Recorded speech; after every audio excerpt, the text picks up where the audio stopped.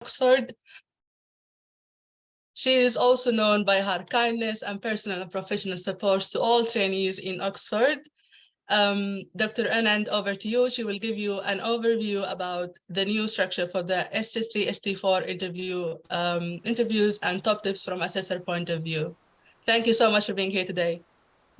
Thank you, Habab and Iman. Incredibly proud of you girls for leading on this. I cannot tell you how proud I am. Especially as Habab is from our region, I feel extra proud.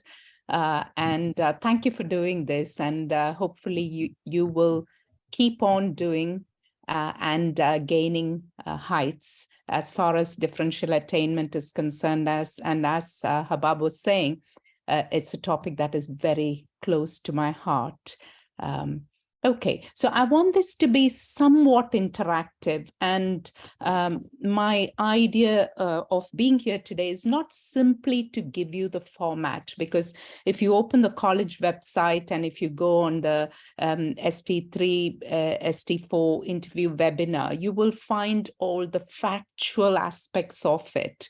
Hopefully I can add something else to it, just purely on account of my experience as a panel member and as a chair. I've just finished chairing 3 days of ST1 interviews for this year, and just want to share with you the experience through that. And as I said, not just sharing with you the format, because I don't think you will gain much by me just talking to you about the format here. I'm going to share my slides if that's okay, and then we will take it from there.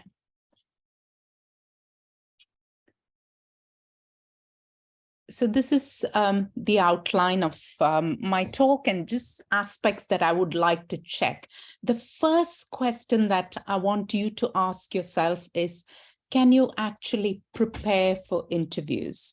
There is a belief that if you prepare too much, it might come across as somebody who's just learned the answers and you're going and vomiting it in a forum, whereas I beg to differ. This must be treated like an exam. You've got to take it seriously. And a number of you here, perhaps your first language is not English. I don't know whether I'm making that assumption, but just by virtue of the fact that this is a soft landing course, I will assume that is the case. All the more reason for you to prepare. And where do you start? Where does one start preparing for interviews? The first thing is to look inwards. Ask yourself, just lock yourself in a room. Ask yourself who you are. You can never underestimate the importance of that question, and be absolutely truthful. Take a paper, take a notebook, or you may be somebody who wants to document it in a notepad online, fine. But just jot down few points. What has your journey been? Where did you start? What makes you special? Now, those things that sometimes, all of us are, or many of you are adults who have families. Some of you may have children. You've never had the time to pause and ask yourself these very important questions. And the more you know yourself, the better you can present yourself. And that's the way I would look at it. And both good and bad, and be absolutely truthful. So when I say know yourself, it's not just your state within the field of medicine. It is you, the person. So a lot of the candidates who actually come from abroad, at these interviews, we do have trainees who interview from Sudan, from Australia, New Zealand, from abroad. And many of them almost feel they're not necessarily proud of their training outside the UK. And I want you to park that thought aside. When you come from abroad, if you've done your undergraduation abroad, you bring with you a wealth of experience. And for example, you've worked in, say, settings that only you could have worked. So that is a strength. Do not be ashamed of that. Portray yourself in the best light. And that is a starting point. People will respect you only if you respect yourself. Stand with your head held high. Never make excuses for your background. That background has made you the person you are. Now, that's the way to view it.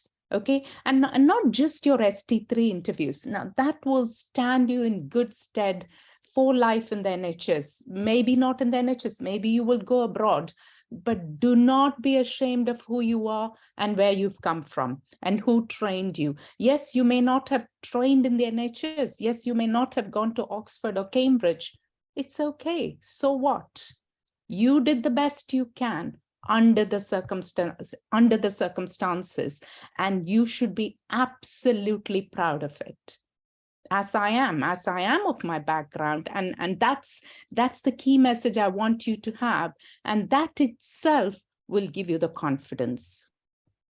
Now that is yourself, okay? So you are now proud of who you are. You have understood who you are. And I emphasize that you have understood who you are and you're going into this forum.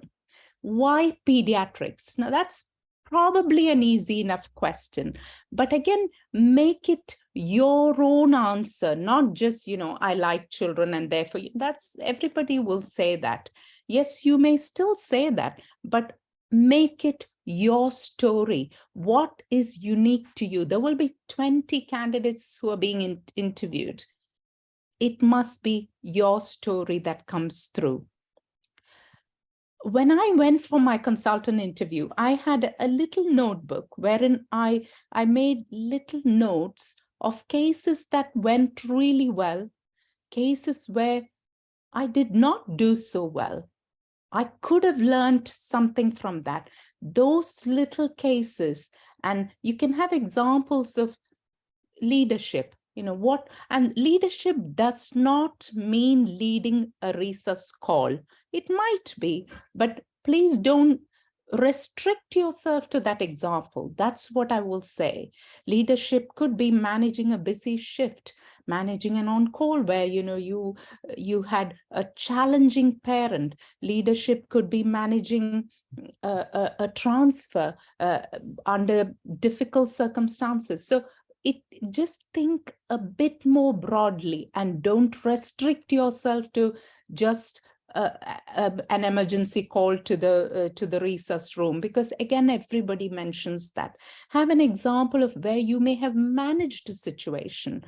This could be rota management. This could be managing teaching sessions. It could be any of those. Again, I do not want you to think always about cases when it comes to leadership and management. Have an example of where team play may have gone well. Also think about mistakes you made. Don't always, I just had an example from the last 3 days about a situation whereby a candidate chose to spend a lot of time talking about others' mistakes. That's not going to go down well in an interview. You must not be patronizing. All of us make mistakes. The question is about you, and we've all made mistakes sometime or the other. To err is human. To acknowledge and how you rise out of that mistake is what is going to define you. That's what is going to set you apart. So I want you to, again, that is about knowing yourself, not just your core values, but yourself in a clinical setting. Now you're extending that information. You're actually building a story like a detective, but you are building a story about yourself, that you're taking time to understand who you are. And I would not feel ashamed about having a thought through these aspects that we've just discussed, because it will come up, if not in your ST2 interviews, ST3 interviews, it'll come up in your grid interviews, it'll come up in your consultant interviews. Have have a methodology to this process. And all the more, if you've not had your schooling here, many of you may feel understandably overwhelmed by this process. And that's where preparation comes handy. Okay. I'm happy for you to stop me. I can take questions halfway through, and Habab or Iman can shout out if I'm not unable to see. Reflection. Now, reflection is a key aspect of life as doctors. That is what defines who you are, not just as a registrar or as an SHO, but also as consultants. So how you reflect tells us a lot about you.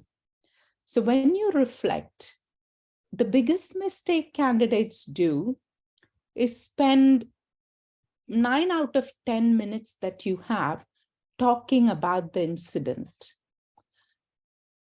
Reflection is an art, and you need to do that in a timely manner in the interview.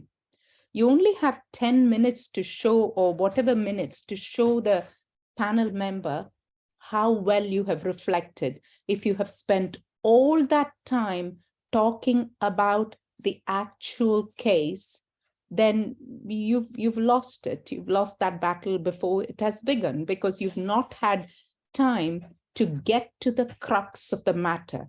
The crux of the matter is you summarize the gist and you straight away jump into what you reflected. Again, what you reflected upon, it could be the situation, it could be, systematic errors, it could be something that as a team you could have done better. But in your reflection, do not entirely focus on the errors of others. If that is the example you're choosing, then park that as example there for another day and choose a different example. But this is about you. Again, the examples you choose also tell us a lot about you. So choose an example wherein you are at the center stage, something has gone well or something has gone wrong. It might be both. It might be good and bad within the same example. And you could reflect and say, this is what I did well, but this is what I could have done better. That's been my learning, and how you employed that lesson within the wider context, showing that you've actually embraced that lesson wholeheartedly. And that reflection was not just a paper reflection on your e-portfolio, but you have embedded that lesson into your clinical practice. And that's what you're showing them. That's what sets you apart. And that shows us that you're actually somebody who listens, who learns, and who adapts, and who responds. There is a lot that we can get from that question. Do not underestimate the value of that question. And I want you all to go and prepare that question, because that is a question that you can prepare for. Okay, and do not be ashamed of preparing. Clinical governance. Yes, you must know what the definition is, but it's not just the definition that you need to tell the examiner. It is, again, there could be questions about how it is practiced. So go back to your trust. See, when if I want to understand about clinical governance, I will talk to somebody in the clinical governance department. I will take it one step further, understand what happens to all these incident forms that you fill in, understand what is the next step. When I say the next step, how does that information, you fill in the form and many a time it gets forgotten. So what happened? Track the journey of that form. The form gets deposited in some, office, it gets discussed, but then what happens to that message? How is that message disseminated from the board to the front line? That journey, track that journey, be nosy, be inquisitive. And that is what sets you apart, not just going on a website and learning what clinical governance is all about. Then ask yourself, how have you contributed to clinical governance in these last 2-3 years that you've been here? I'm assuming a lot of you have worked in this setup. Am I right, Habab? And it'll be important. It'll be useful for me to know where what the background is. Do I have that information? Yes, yeah. Yeah. All the candidates are from the UK? Most, like I would say 98%, they have been working in the NHS for a few months.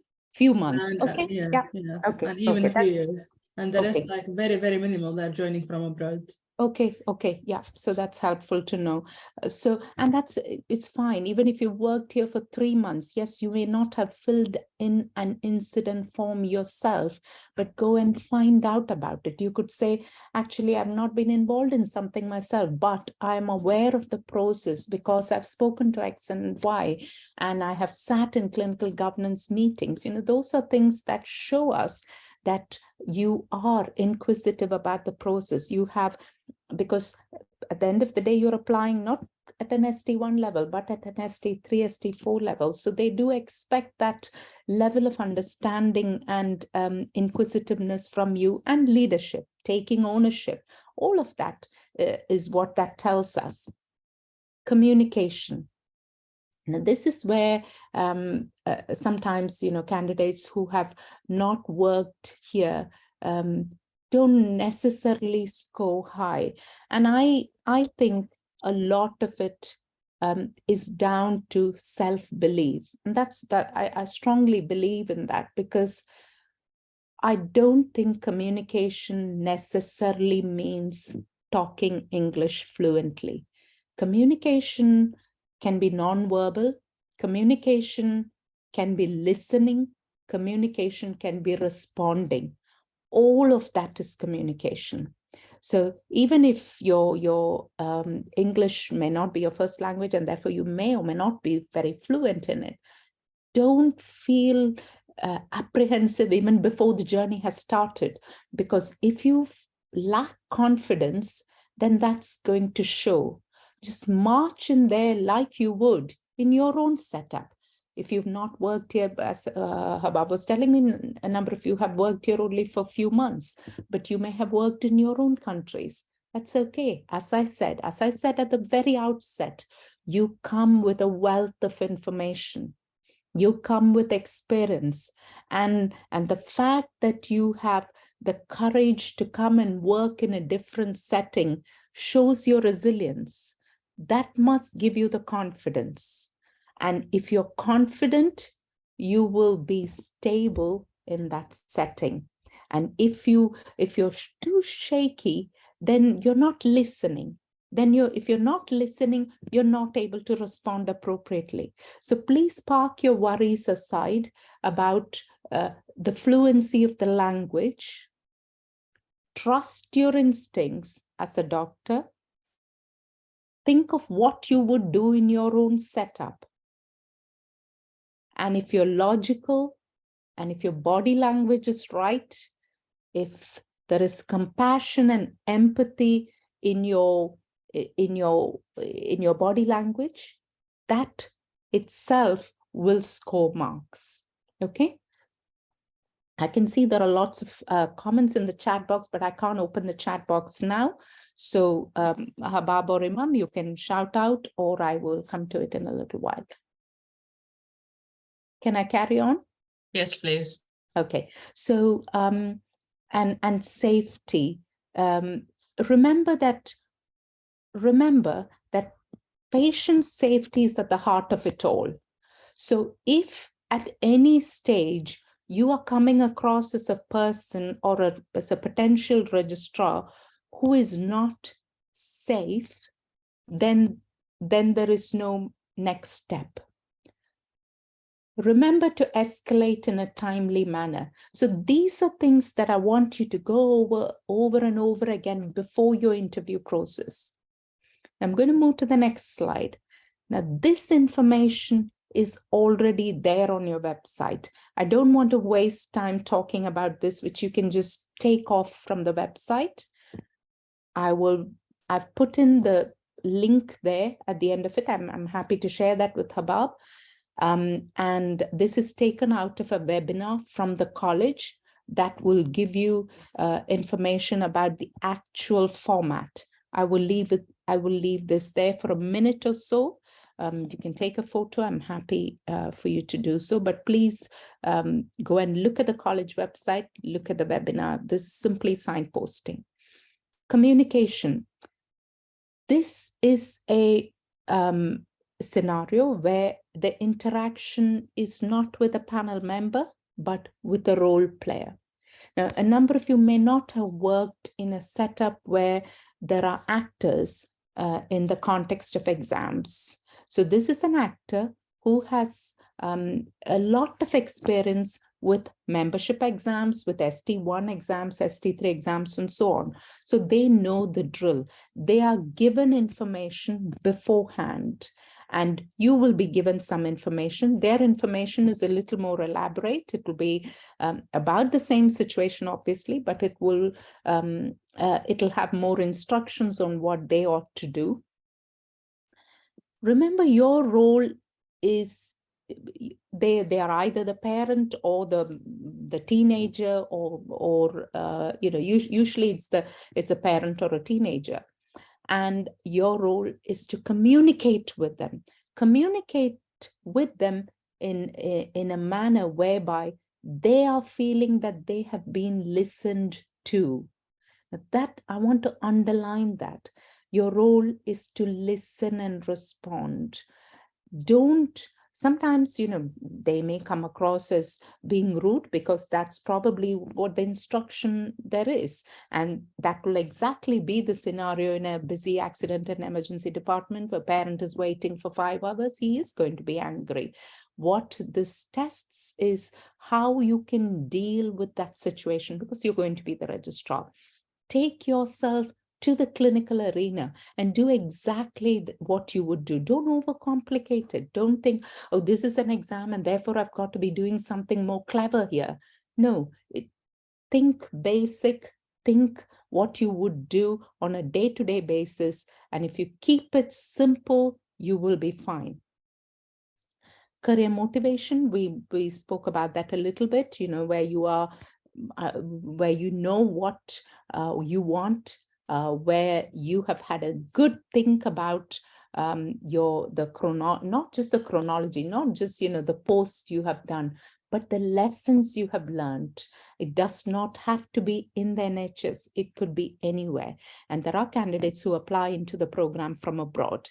Okay, and just understand what the key skills are of a good pediatrician, role models, attributes, what makes a good pediatrician. And you could present it in any way you like, but say it from your heart. Think about a good role model you've had. Think about why, he or she appealed to you. Think about a good pediatrician. Reflective practice we spoke about. Interview scenarios. Now, the clinical reasoning, this is a clinical scenario. This is where you will be interacting with the examiner. The examiner will be reading out the scenario to you. And yes, there will be some test of your knowledge. I don't know, be it diabetes or epilepsy or whatever the clinical situation is. And again, think logically. If on that day you think, actually, I don't know what is done in this setup, just say it. But just say, maybe there are guidelines you will refer to, or you will talk to some senior colleagues about it. But don't think you can pass by just saying, I will ask colleagues, or I will check the guideline. There is some base knowledge that is expected from you, because that you will be marked for that too. Governance, we spoke about. Leadership, again, I will highlight, is not just with a resus case. Think broadly, think outside the box. I'm not saying it cannot be a resus case, it can be, but there are other examples you could use too. This information is already there in the webinar, so I don't want to read it out and spend our time here when I could be talking about more personalized things. Now, this is the link I was referring to. This is there on the college website. This is the link for the webinar. It is run by the people who are responsible for recruitment, and therefore very reliable information.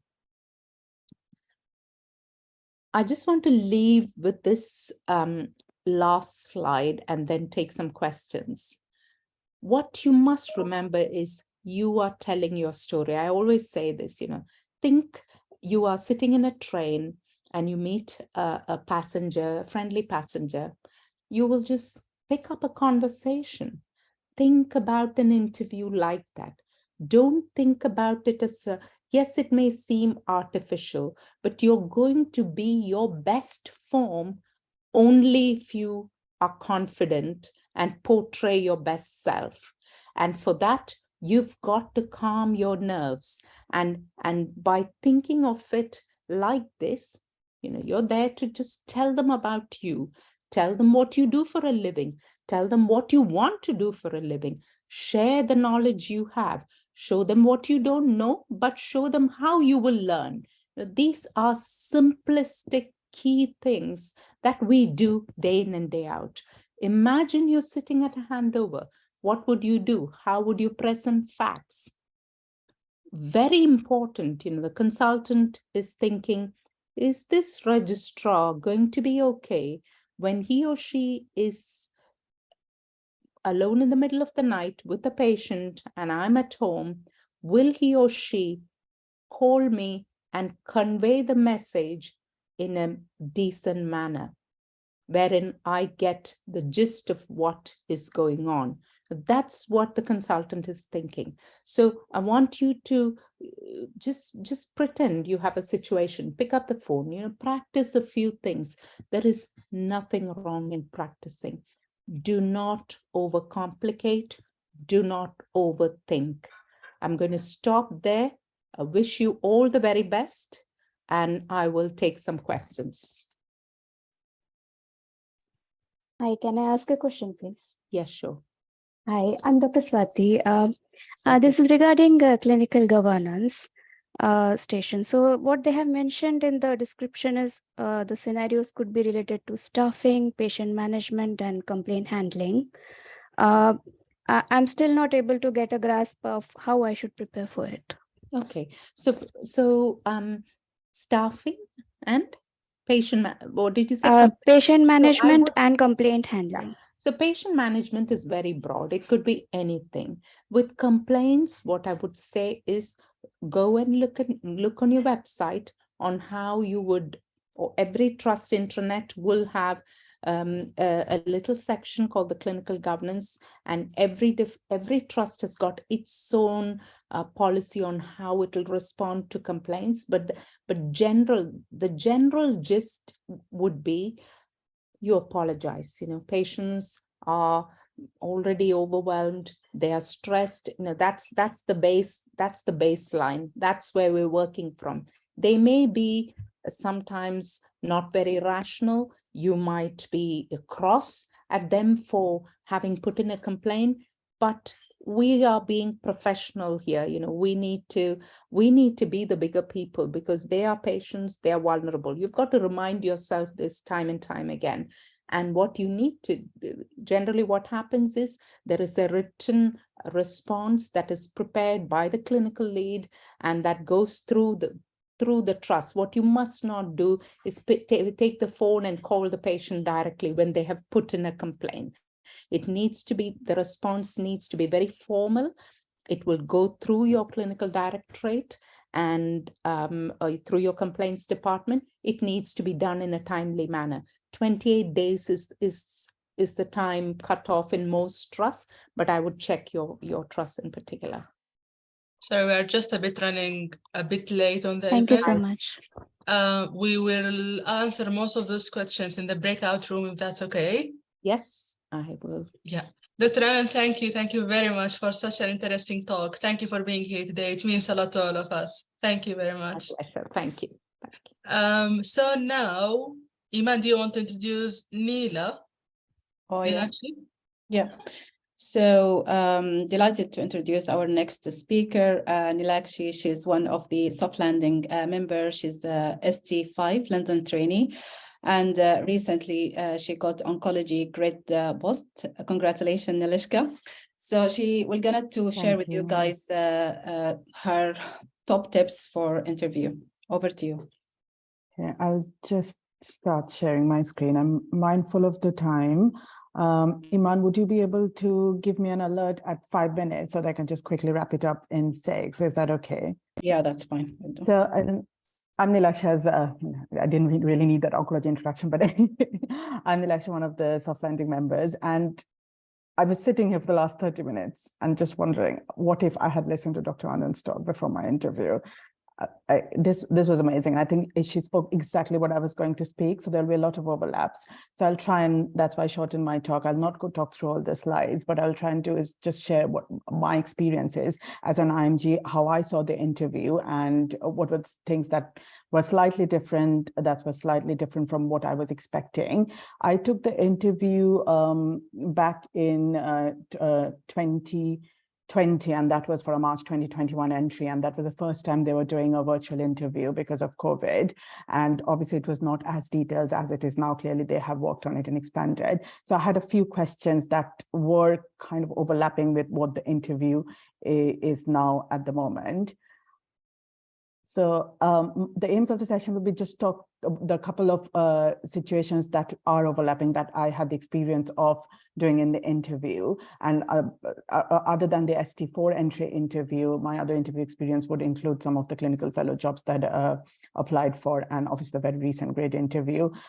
Reflective practice, as Dr. Anand mentioned, it is something that is very new to wherever we are when we are coming from outside the UK. So I have a little bit of top tip around that, and communication. So if you have done your MRCPCH examination already, the communication scenario should be straightforward. Then you actually have the experience of being in a communication station for 9 minutes, being with the role player, and and if you go back to the MRCPCH website, if you've taken the exam outside of the UK as well, they will still follow the same anchor statements. I would really advise you to read through the anchor statements, then you know exactly what the interview panel is looking for. And I have a feeling it will be very similar to what the examiners are looking for when you're doing the communication station. The clinical thinking, this was from the, this is what was mentioned when I was taking the interview in the applicant guide, and a couple of things that I highlighted at that time during my preparation was the question is assess situational judgment. So this is an ST3 for entry, which is a kind of level 2 entry. I entered a ST4. ST3 is not, I think with Progress Plus, this will be a level 2 entry. So they are looking at your clinical thinking, but at the same time, it's how you're managing the shop floor. And if you look at the picture, it's more when you stand at the end of the bed and you're the team leader, and that's exactly what they're looking for in your answer. So if you have a clinical question, it will be a very common general pediatric problem. And I have a feeling this will be based likely in an A&E situation, or it could be an outpatient clinic situation as well, because I had something similar in my grade interview. But I think it's really important at that time to take a moment to approach the question in a structured way, because if you don't go in a structured way, I always feel like on the other end of the table, the examiner, the interview panel will find it difficult to understand what you're saying. And even if you're saying all the right things, it will be difficult for them to mark you, and answering in a structured approach will kind of give them the information nicely on a plate, and they know that, okay, this candidate has mentioned A, B, C, D, E, so they get full mark on it. And I have a feeling, and if you're familiar with any of these OSCE exams, PLAB or MRCPCH, they have kind of a checklist to go through. And if you're answering in a structured way, it will be easier for them to go through this checklist, and they will mark you on it. So when you're given the situation, first, so obviously try and solve the clinical problem, because the child or the young person is at the center, and just have a bit of an helicopter view to think, what are the other things that can going on? If it's a resource, do we need to support the family? If it's an environment scenario, do I need to move the child to resource, and things like that? And also obviously go through a structure of the ABCD, if an emergency, history, examination, investigation. Think of your investigations as per your differential. So if you're saying I'm going to do a full blood count, say why you're going to do the full blood blood count, full blood count to look at the platelets. And again, if you think back on your MRCP-CH exams, that's how I answer your management questions. And I would suggest you approach this question and on a similar way. The governance question I had from an interview was the very famous gentamicin question. I don't know, I've had this question twice in my clinical fellow job interview. So gentamicin error is something, unfortunately, very common in the neonatal unit and mostly happens because of prescribing error, or even with prescribing, it's because it's a 36-hourly dose and it inadvertently gets given with the 24-hourly antibiotic, 12-hourly antibiotic dose. So this was the exact question I had in the governance. And I think the important that I thought through the structure, I just wrote it down like before I started answering, is obviously patient safety is the most important thing. Duty of candor is something I feel like they're trying to look for in the interview. So being honest and being able to tell the parent or the carer what exactly had happened in a blame-free way, not blaming anybody, just going through what had happened, and the fact that you will report this as through the incident reporting system in your trust, and there will be an inquiry, and that information will be shared with the parent or the carer. And most importantly, when you're answering a governance... Nila, you've got 1 minute. Okay, is how you would disseminate the information, having posters around safe gentamicin prescribing. Leadership, this was my leadership situation, and it would be, I think, would be based on a situation on the ward.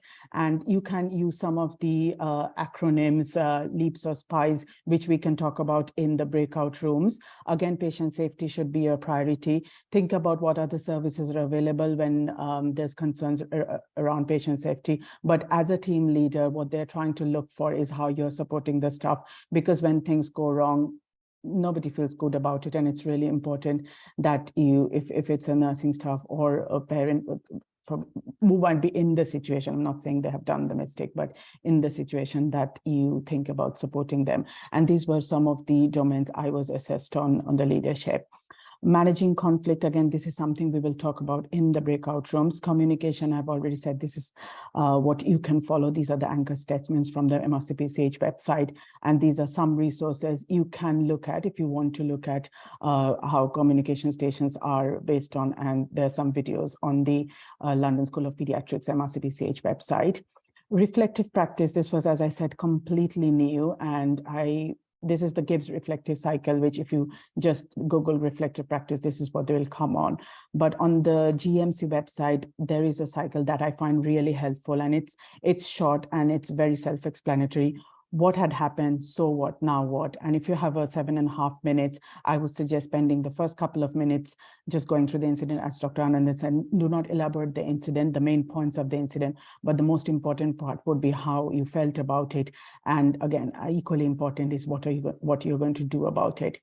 Leadership is again, something very new. If you're starting to work in the NHS or work for a few months, if you've been working for a few years, then it's fine, you'll be able to do it. And this is from the Improvement Medical Leadership Framework. And these are things that the panel would consider as leadership situations. So just think when you're thinking of preparing for your interview, if you have been involved in any of these leadership situations, just think through and how you are demonstrating personal qualities. Again, I'm happy to send around these slides. So just frame your answers so that these of your personal qualities get reflected in the answer, and they will underscore your leadership achievements. Career motivation, again, you can follow the CAMP structure, which we'll talk through in the breakout rooms. And also you can follow the reflective cycle, which I did. And I think most important part of your career motivation is what you're going to do about it. You might have done lots of things, and I'm sure most of you've done pediatrics back home, you've done some pediatrics here. It's more importantly what skills you have acquired from this and what you're going to do about it. And your answer should definitely have that format. And this is just the CAMP structure. Again, I'm happy to send out the slides. And the interview is about you. I think that is the most important thing. So good luck. And hopefully all of you will be able to practice in the breakout room. Please volunteer and make sure you take this opportunity to practice. Sorry, that was just... No worries. Thank you, Nilishka. Good. And So we'll move hopefully- now to breakout rooms, guys. And just to remind everyone, it will not be a recorded session in the breakout room. So good luck and see you again in 8:25. Thank you, Nilakshi, as well. That was an interesting talk. Please, can everyone have a look at, press on the icon of more, and then you will find the breakout room. Just you can assign yourself randomly to any of the rooms. I mean the candidates.